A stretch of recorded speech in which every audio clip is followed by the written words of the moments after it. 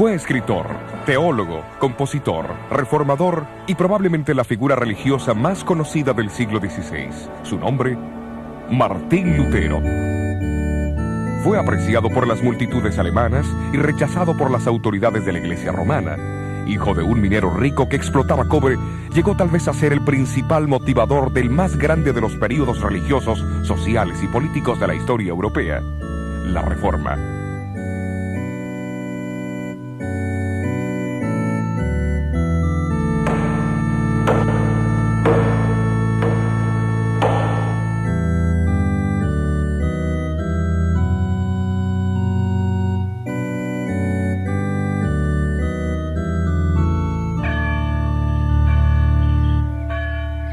Los europeos que vivieron en el comienzo del siglo XVI probablemente tuvieron poca noción de los cambios que irían a arrasar con los conceptos de la vida medieval.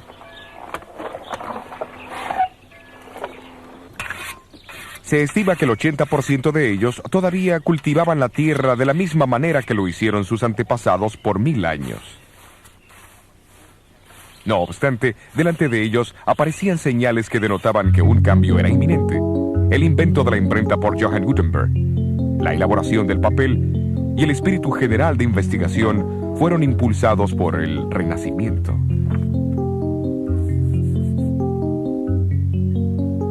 Hasta el año 1450, Europa poseía menos de 100.000 libros. Para el año 1500, el número aumentó dramáticamente a 9 millones de ejemplares. Uno de los mayores resultados de la obra de Gutenberg fue eliminar el monopolio que los ricos y el clero tenían sobre la Biblia. En las manos del pueblo común, las escrituras harían desaparecer la gran oscuridad que envolvía a Europa.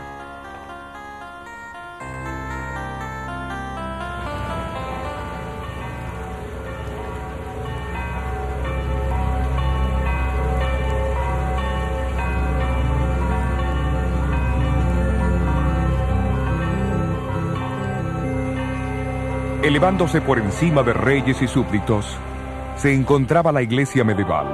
La misma era el centro de influencia en cada aldea, ciudad y corte en el cristianismo. Sin embargo, a pesar de todo el dominio que ejercían los individuos, había algo impropio en ese sistema político-religioso.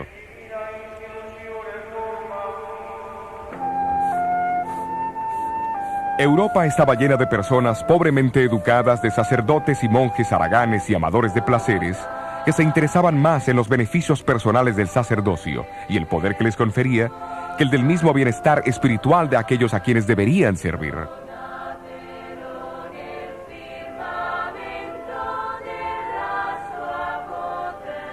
Los obispos y abades competían con los reyes en la suntuosidad de sus residencias. Los obispados, o sea la región que el obispo controlaba, eran vendidos al mejor postor. De hecho, la vida de muchos clérigos había llegado a ser una afrenta para la religión. Se le enseñaba a la gente que si se confesaban regularmente ante un sacerdote, pagaban sus diezmos y ofrendas, asistían a la misa, participaban de un peregrinaje hacia el santuario del santo más celebrado o realizaban algún acto de mortificación corporal. La salvación estaba asegurada. Ya en el siglo XVI, la Iglesia se había desviado de la simplicidad, de la pobreza y del poder espiritual de sus raíces. ¿Cómo ocurrió semejante cambio? Los primeros cristianos compartieron las buenas nuevas de la vida, la muerte, la resurrección y la ascensión de Jesucristo por todo el Imperio Romano. Enfatizaron que la salvación se encontraba solo en Cristo y que era un regalo recibido por la gracia de Dios y la fe en Él. Aquellos que respondían al llamado se unían a su iglesia, pero esa iglesia muy pronto estaría como una fortaleza sitiada. Al principio los ataques vinieron de afuera. Emperadores como Nerón, Trajano y Diocleciano asesinaron a miles de cristianos por su fe. Aquí en el Coliseo, por ejemplo, los cristianos eran arrojados a las fieras para ser despedazados mientras se escuchaba el frenético aplauso de la muchedumbre.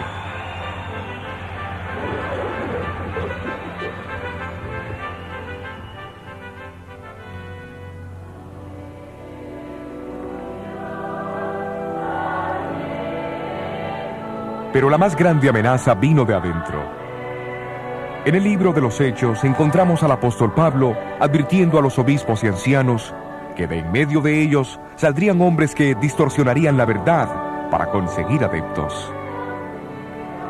En la segunda carta a los tesalonicenses, alertó a la iglesia de la futura rebelión interna que revelaría lo que llamó el hombre de pecado, que se opondría y se exaltaría sobre todo lo que se llama Dios y es objeto de culto.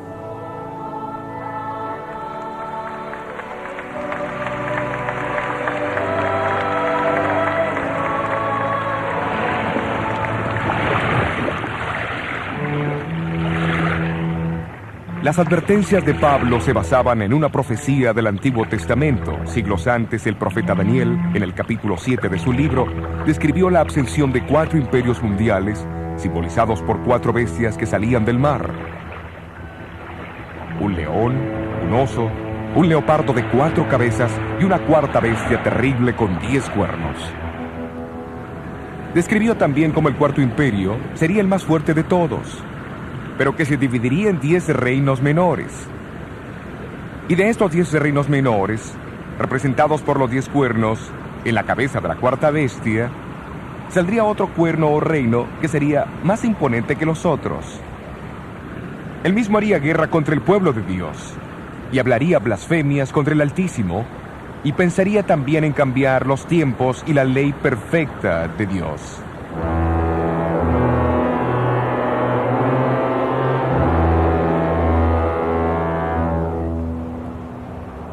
El comentario sistemático más antiguo sobre el libro de Daniel fue escrito por Hipólito, un brillante erudito del siglo III.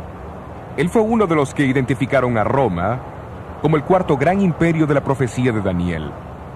Hipólito predijo que la caída de Roma sería el próximo gran evento mundial, seguido por la aparición del Anticristo. Desde el segundo siglo encontramos a los cristianos orando por la continuidad del imperio romano para que se postergase la aparición del temible Anticristo. De acuerdo a la predicción, este poder surgió de en medio del imperio romano. Entre todos los obispos nombrados como líderes de la iglesia en diferentes regiones, el obispo de Roma gradualmente asumió el papel principal. El pastor de Roma, la reina de las ciudades, llegó a ser el rey de los obispos.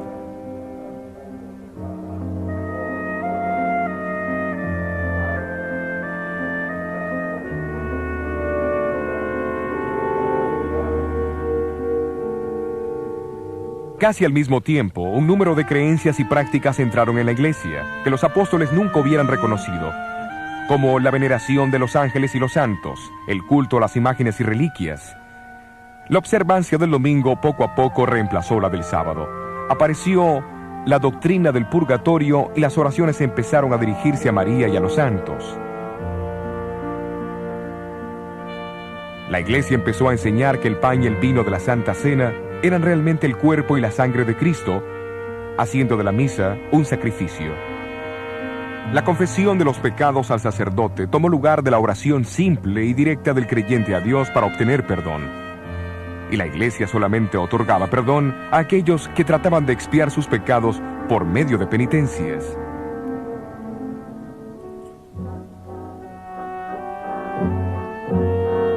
Por obsequios y servicios rendidos a la iglesia o por buenas dádivas, el Papa y sus obispos proveían lo que llamaban indulgencias.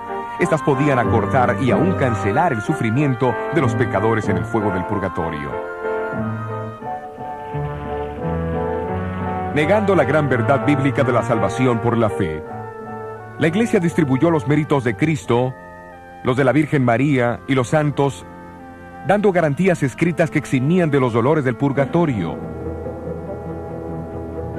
Podía comprarse de un obispo la absolución de años de castigo en el purgatorio al reparar una iglesia, construir un puente o cercar un bosque, así como el recitar cierto número de plegarias o el hacer un peregrinaje para ver las reliquias de los santos.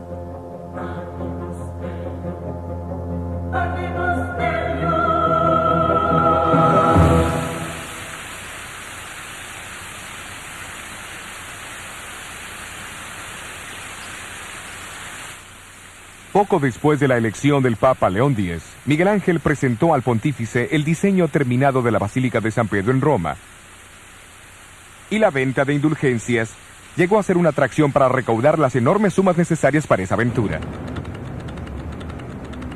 En Alemania, el Papa recomendó las ventas al persuasivo monje dominico Juan Tetzel. La llegada de este monje al límite de Sajonia, cerca de Wittenberg, en 1517, desencadenaría los eventos que sacudirían los fundamentos de la Iglesia de Roma.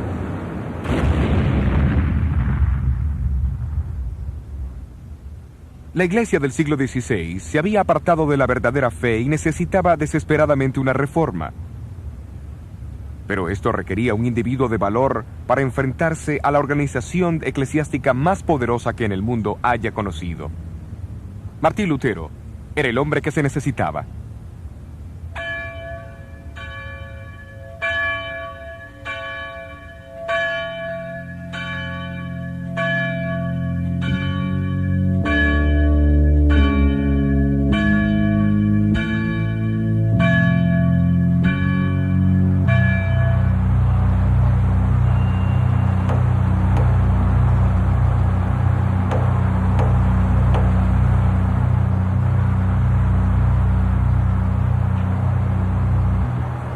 Fue en la víspera del Día de los Santos, octubre 31 de 1517, cuando Martín Lutero eligió clavar las 95 tesis en la puerta de la iglesia de Wittenberg. Su decisión no pudo pasar en un mejor momento, porque el próximo día los peregrinos se congregarían en la iglesia para ver la extensa colección de reliquias sagradas pertenecientes a Federico el Sabio, elector de Sajonia. En exhibición, había un fragmento de madera que se decía ser el arca de Noé, un poco de hollín del horno ardiente de Babilonia, un pedazo de madera de la cuna de Cristo, pan de la última cena del Señor, una ramita de la zarza ardiente de Moisés y más de 19,000 huesos santos. Pero lo más importante era que el solo mirar esos artefactos podía resultar en indulgencias para la reducción del purgatorio hasta 1.902.202 años y 270 días.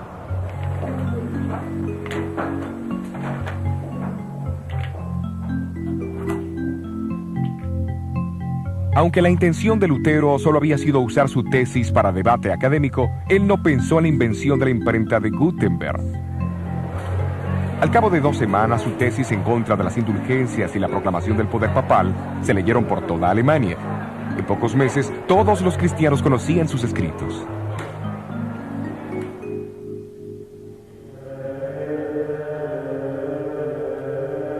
Para Lutero, la mera idea de las indulgencias era repugnante. Después de todo, este inquebrantable monje había llegado a un agotamiento mental y físico por su deseo de alcanzar el perdón de sus pecados. Si alguna vez un hombre pudiera llegar al cielo por su vida monástica, entonces yo ya hubiera llegado. Pero al leer el Nuevo Testamento, él llegó a un descubrimiento alarmante. Fue el descubrimiento de que el perdón de los pecados es un regalo de Dios y no es algo que se compra o se gana. Este reconocimiento de la gozosa verdad de la salvación por la fe llegaría a ser la piedra angular de la Reforma. El concepto hizo que Lutero reconociera que el clérigo nunca podría ser mediador entre Dios y su pueblo, como la Iglesia lo enseñaba y lo practicaba. ¿De dónde emanaron estas convicciones? No fue por los edictos de papas o concilios, sino por el estudio de sola escritura, de las escrituras solamente. Sin embargo, la autoridad papal vio poco mérito en las creencias de este diablo vestido de monje. Se lo excomulgó en junio de 1520 y sus escrituras fueron condenadas a las llamas.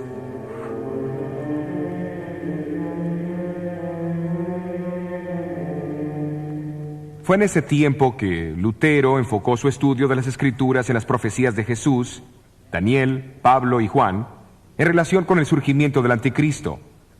Los capítulos 7 y 8 de Daniel y la descripción de Pablo acerca del hombre de pecado en 2 Tesalonicenses 2 recibieron especial atención. En el año 1521, Lutero produjo su primera obra relacionada con las profecías. Los fundamentos de la Reforma tenían que estar firmemente anclados en la verdad profética. Al identificar al Papa como el Anticristo en 1521, Lutero unió su voz a la de muchos ilustres eruditos de la Biblia que le habían precedido. Hombres como el predicador bohemio Juan Millix, quien 150 años antes había clavado una plaqueta en la antigua Catedral de San Pedro, declarando que el Anticristo ya había tomado su lugar en la Iglesia. Muy pocas cosas en este mundo son más poderosas que la verdad profética cuando el tiempo de su cumplimiento llega. Lutero, fortalecido por las profecías de Daniel, estaba ahora preparado para su hora más brillante. A fines de marzo de 1521, él recibió una citación del nuevo emperador del Sacro Imperio Romano, Carlos V, para comparecer delante de él en la dieta o parlamento que se convocaría en la ciudad alemana de Worms. Sentado con 3 de sus amigos sobre la paja de un carruaje que le habían prestado, entró en la ciudad donde la muchedumbre les dio una calurosa bienvenida. Me pregunto cómo hubiera sido hoy día. La audiencia iba a tomar lugar en un sitio cercano a la catedral. Lo que fue en una época un majestuoso edificio ya no existe, pero hace 400 años era una estructura de magnífica tal asamblea. Hoy ha sido reemplazada por un jardín, y esta placa marca su ubicación.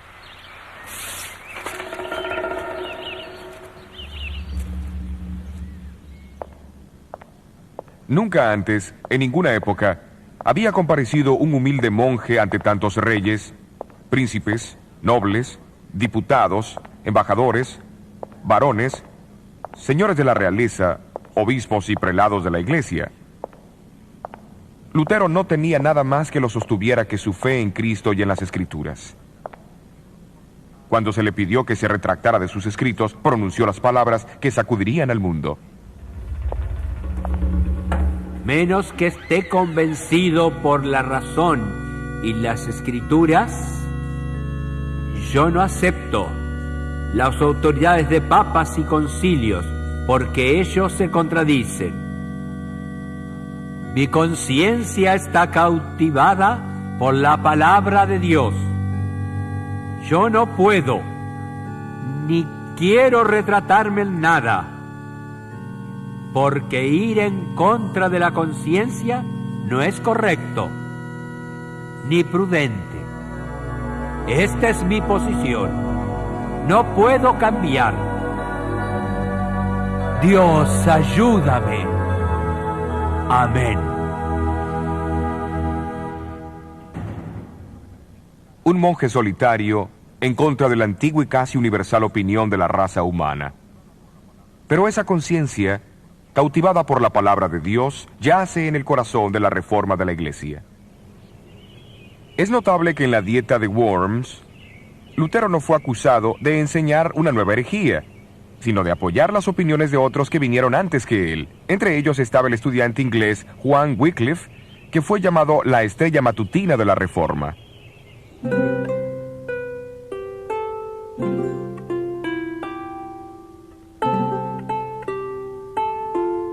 Wycliffe se dedicó al estudio de la verdad conforme la habían encontrado en las Escrituras en latín. Nombrado como profesor del Colegio Superior de Balliol en Oxford, a menudo predicaba en la universidad y le fue dado el título de Doctor del Evangelio. En su estudio de Daniel, él también identificó el sistema papal como el anticristo. Pero sus comentarios anticlericales hicieron que fuese despedido de Oxford. Para sorpresa de los obispos ingleses, esto no disminuyó su influencia. Como rector aquí en Lutterworth, en Leicestershire, siguió invitando al obispo, al clero y a la nobleza para reformar la iglesia. La mayor contribución de Wycliffe fue tal vez la supervisión de la primera traducción de la Biblia en inglés. Esto echó el fundamento de la reforma que siguió y encendió una luz en Inglaterra que jamás se apagaría.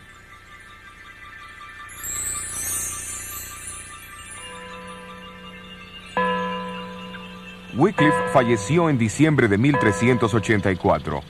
después de haber sufrido un derrame cerebral mientras daba la Santa Cena aquí en su iglesia. Sus huesos fueron exhumados e incinerados unos 40 años más tarde por orden del Concilio de Constanza. Sus cenizas se arrojaron a un arroyo cercano llamado Swift, que desemboca en el río Avon.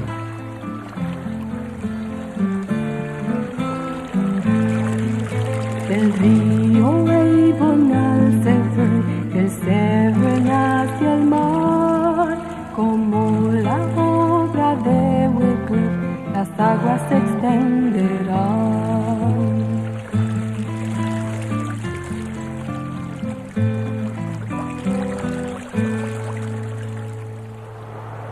Uno de los hombres en quien influyó la enseñanza de Wycliffe fue el reformador checo Juan Hus. Como Wycliffe, Hus sostenía que el pueblo de Dios no está sujeto a las decisiones de los concilios, pues estos contendían en contra de las leyes de Cristo. Para Hus, la Biblia era la autoridad suprema. En 1412 fue colocado bajo la interdicción real. Hus declaró que le ocurría eso por predicar a Cristo y su evangelio, y denunciar al anticristo.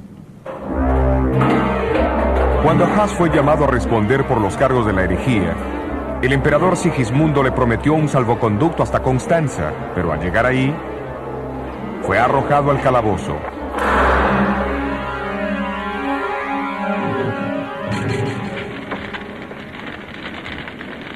El mismo concilio de Constancia que había ordenado la exhumación de los restos de Wycliffe, condenó a Hus a la hoguera el 6 de julio de 1415. En todas las edades, Dios dispuso de fieles testigos de las verdades del Evangelio. Aunque ellos no siempre percibían esas verdades claramente o sin errores, amaban a Dios y a su palabra, y habían seguido la verdad como ellos la entendían. El profeta Daniel usó imágenes literarias de una bestia y de cuernos para profetizar el surgimiento y la obra del gran sistema religioso apóstata que perseguiría a la minoría de los fieles de Dios. Y en el capítulo 12 de Apocalipsis, el apóstol Juan también usó símbolos para describir la experiencia del pueblo de Dios en las manos de este poder. Él habla de un terrible conflicto entre un gran dragón rojo y una hermosa mujer y su descendencia. El dragón es identificado como aquella antigua serpiente llamado Diablo y Satanás, que engañó al mundo entero. La hermosa mujer representa la fiel iglesia de Dios. El comienzo de este conflicto se describe en Génesis capítulo 3. Dios dijo a la serpiente que él pondría enemistad entre ella y la mujer, y entre su simiente y la de ella. Ahora en Apocalipsis 12, Juan ve la continuación de esta guerra de odio entre la serpiente, el dragón y la mujer. Él describe a la mujer como vestida del sol, la luna debajo de sus pies y sobre su cabeza una corona de 12 estrellas. Se la retrata como esperando ansiosamente el nacimiento de Jesús. El dragón también espera este nacimiento. Cuando se frustran sus intentos en contra del niño varón, él se vuelve contra la mujer o la iglesia. Sus ataques son similares a los que lanzó contra Jesús. Primero con persecución y muerte, y luego a través del sistema religioso apóstata que enterró la verdad de Dios bajo tradiciones. Pero el revelador no nos deja lamentar los sufrimientos de los descendientes de la mujer. Él explica cómo Dios preservaría a su iglesia en áreas poco habitadas, simbolizadas por el desierto. Ambos, Daniel y Juan, previnieron la persecución del pueblo de Dios por el mismo periodo de tiempo. En el caso de Daniel, un tiempo, tiempos y mitad de un tiempo, o 1260 días. Asimismo, en Apocalipsis 12 y versículo 6 leemos: la mujer huyó al desierto donde tiene lugar aparejado por Dios, para que allí la mantengan por 1260 días. ¿Pero será que los escritores se referían a días literales? Por más de 2000 años, los estudiosos de la Biblia han identificado el principio de día por año. Mucho antes del nacimiento de Cristo, los judíos que tradujeron el Viejo Testamento al griego fueron los primeros en atribuir este principio al libro de Daniel. Desde el siglo XII, escritores cristianos también han identificado los 1260 días como 1260 años. Durante ese tiempo, la iglesia huiría del dragón, pero Dios prepararía un lugar seguro para su pueblo.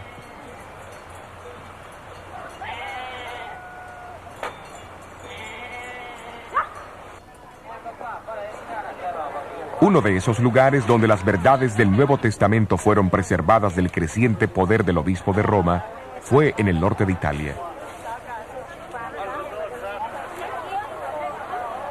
Al final del siglo IV, el obispo de Milán, Ambrosio, proclamó una teología evangélica que es difícil de separar de aquella redescubierta por la fe protestante 1000 años más tarde. Aquí en estas llanuras y montañas, al oeste de Milán, fieles testigos todavía atesoraban las doctrinas de la Iglesia Apostólica y denunciaban las crecientes supersticiones y perversiones en la Iglesia. Claudio, obispo de Turín, quien es con frecuencia llamado el protestante del siglo IX, también sostuvo la autoridad de las Escrituras.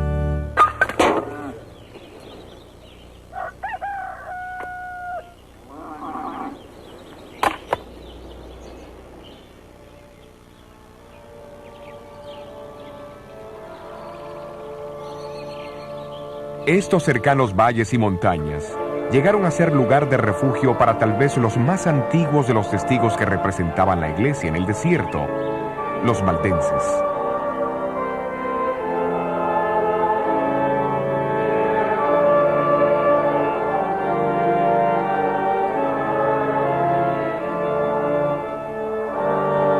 Su devoción y perseverancia llenan algunas de las páginas más brillantes de la historia de la iglesia. Muchos han mantenido que el nombre valdenses es derivado de Pedro Gualdo, que fundó el grupo Poor Men's of Lyons a fines del siglo XII. Pero la historia demuestra que grupos evangélicos en el norte de Italia sostuvieron las enseñanzas de la Iglesia Apostólica mucho antes de la llegada de Gualdo. Fuera de la sede central de la iglesia valdense en Torre Pellice, se encuentra esta estatua de Henry Arnault, el famoso líder de los valdenses del siglo XVII, o los Vaudois, como se los llamaban. Él una vez dijo de su pueblo: en realidad los Vaudios son descendientes de aquellos refugiados de Italia, quienes después de San Pablo predicaron el Evangelio ahí. Después huyeron de su hermoso país como la mujer del Apocalipsis, a estas montañas agrestes, donde hasta este día han pasado el Evangelio de padre a hijo en la misma pureza como lo fuera predicado a Pablo.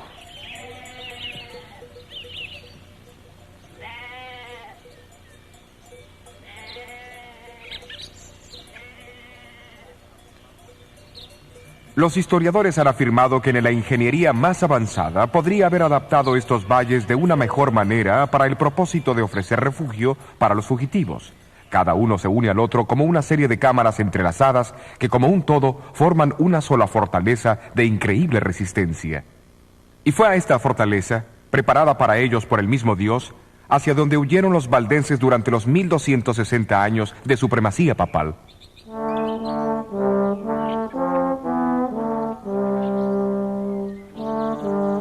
En el corazón de estas montañas está situada la región más importante de todos sus valles, el Prat del Torno. A este valle, bañado por el río Angroña y rodeado de maizales, pastizales, árboles frutales y enormes castaños, volvían los valdenses, cuando eran atacados por sus enemigos. Fue aquí también donde fueron entrenados sus misioneros, en el colegio de Barbes. La Biblia era su único libro de texto. En los siglos anteriores a la invención de la imprenta, memorizaban evangelios enteros y muchas de las epístolas.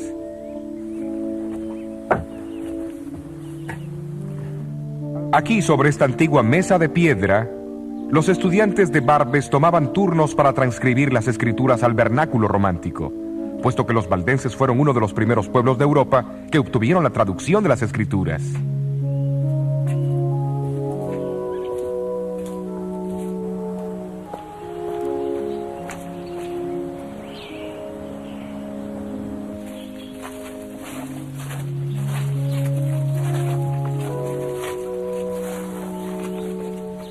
Más tarde, disfrazados de buhoneros, los valdenses viajaban por Europa central y meridional, ocultando las copias del Nuevo Testamento en sus vestimentas. Les era posible dejar más que simples conveniencias materiales a sus clientes. Mientras los valdenses crecían en el número y en influencia, la Iglesia de Roma comenzó a inquietarse enormemente. La misma reconoció que si se permitía que este movimiento se expandiera, lograría superar todo lo que a Roma le había llevado siglos para alcanzar. A comienzos del siglo XIV comenzó la terrible furia de los inquisidores papales. Los sencillos y pacíficos valdenses llegaron a formar parte de la Iglesia del Desierto, como Juan el Revelador había predicho. Pero así como en Apocalipsis 12 dice que la tierra ayudó a la mujer y la tierra abrió su boca y tragó el río que había echado el dragón de su boca, así las montañas dieron protección a los valdenses durante las cruzadas organizadas.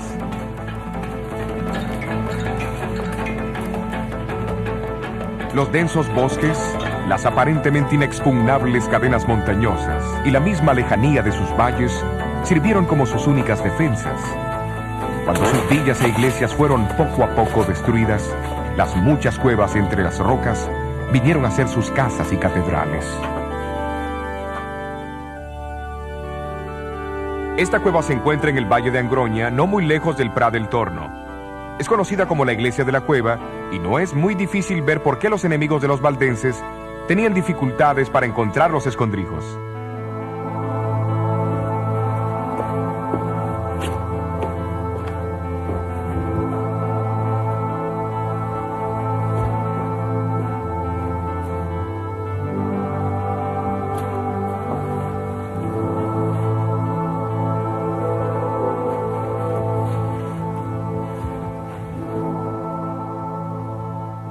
Sin duda fue un tiempo espantoso, pero también de conmovedora confraternidad, mientras los vecinos se reunían de aquí y de allá para encontrar consuelo y seguridad en las entrañas de la tierra.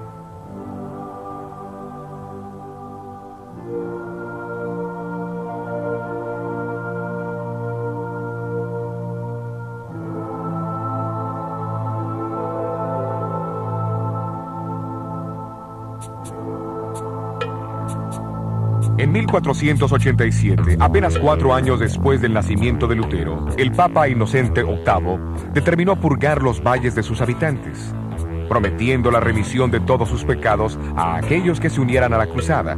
Procedió a formar un gran ejército bajo la dirección de Alberto Cataneo. Cataneo acampó su ejército al pie del enorme Castelluso, cerca de la capital del valle Torre Pellice. Con la esperanza de impedir el desastre, los valdenses mandaron a 2 de sus hombres para encontrarse con él. Si los valdenses habían esperado intimidar a Cataneo con una confrontación directa, la misma fue una subestimación del hombre.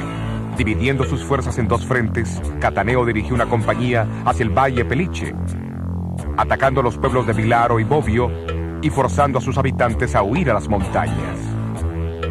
La otra compañía siguió hacia el Valle Angroña a mano derecha del Prat del Torno, donde esperaba unirse con la primera compañía. En aquel entonces, el camino hacia el Prat estaba casi bloqueado por la barricada. Esto era una muralla empinada que cruzaba el valle, y su única entrada era un desfiladero tan angosto que apenas 2 hombres podían cruzarlo lado a lado. Hoy es lo suficientemente ancho como para que pase el tráfico automotor. Aquí en Prat del Torno, los valdenses se reunieron para una resistencia final. Pero antes que lo hicieran, se entregaron a Dios en oración.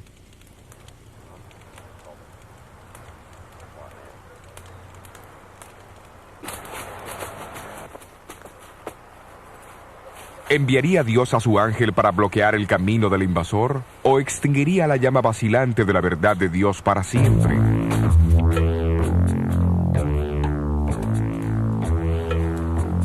Mientras el ejército de Cataneo se preparaba para cruzar el angosto desfiladero, los valdenses notaron una pequeña nube formándose cerca de las cumbres de las montañas.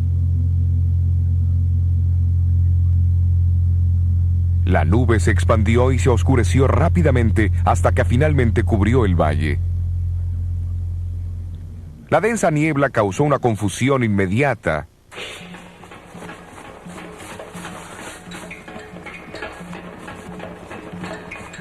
Sacando ventaja de los cambios de condiciones, los valdenses escalaron los senderos secretos sobre los invasores y comenzaron a arrojar grandes rocas sobre los soldados. En medio del pánico que cundió, las fuerzas de Cataneo comenzaron a luchar unas contra otras hasta que no quedó ni un solo hombre.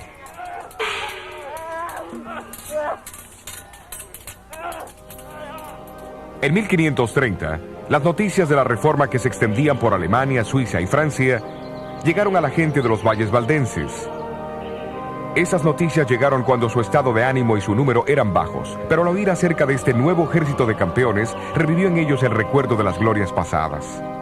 Los reformadores suizos también se regocijaron al descubrir una iglesia bíblicamente firme, con una historia tan prolongada.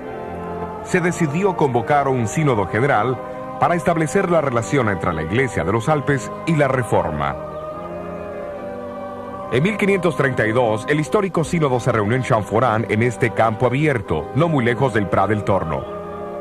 Aunque no todos estaban de acuerdo en algunos puntos de la doctrina, la preeminencia de la Biblia fue reafirmada.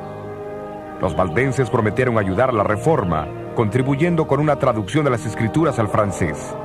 La tarea cayó sobre Oliveton, un pariente de Juan Calvino.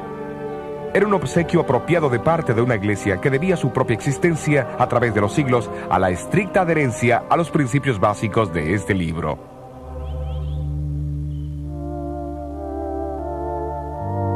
Trágicamente, las persecuciones a los valdenses no cesaron con la Reforma. En realidad, se intensificaron en los años que siguieron, llegando a su culminación en el siglo XVII. El tiempo se ha encargado de cicatrizar las heridas de la gran masacre de la Pascua de 1655. Sin embargo, el recuerdo está indeleblemente grabado en las mismas rocas y grietas del imponente Castelluso.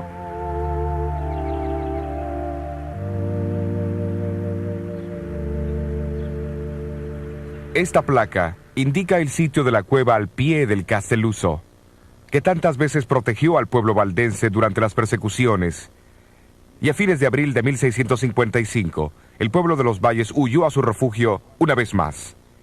Pero esta vez fueron descubiertos.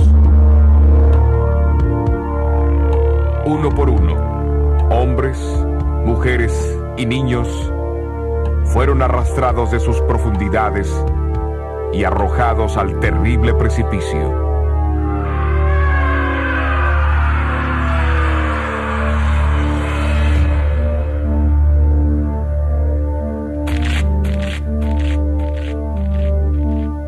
Toda la Europa protestante reaccionó con dolor y compasión. El ciego poeta inglés Juan Milton escribió uno de sus más poderosos sonetos en memoria a los mártires del Castelluso. Bendica, oh Señor, tus santos martirizados, cuyos huesos yacen esparcidos por las montañas alpinas, aquellos que guardaron la verdad antigua tan pura, cuando nuestros padres adoraban troncos y rocas, no te olvides. En tu libro graba los gemidos de quienes fueron tus ovejas y en su antiguo aprisco, asesinados por los sanguinarios piamonteses que arrojaron a las madres y sus niños al rocoso abismo. Sus lamentos los valles repitieron a los montes y estos a los cielos.